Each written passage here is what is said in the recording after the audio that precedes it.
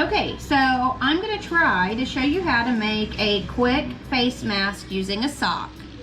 So what you're going to do is you're just going to take a regular sock here, and this one has already been cut. You just cut it all the way down the seam, or I guess there's no seam in a sock, but cut it all the way down on one side. Then what you're going to do is you're going to cut the toe part off, and then you're going to cut a piece off up here. Okay, so this is where I usually mess up.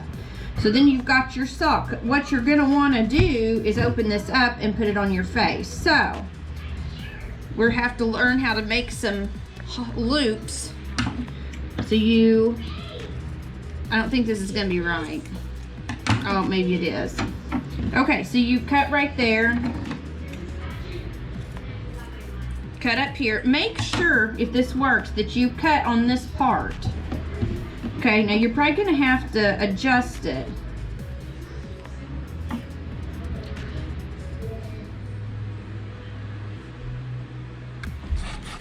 And then here's your mask. Easy peasy.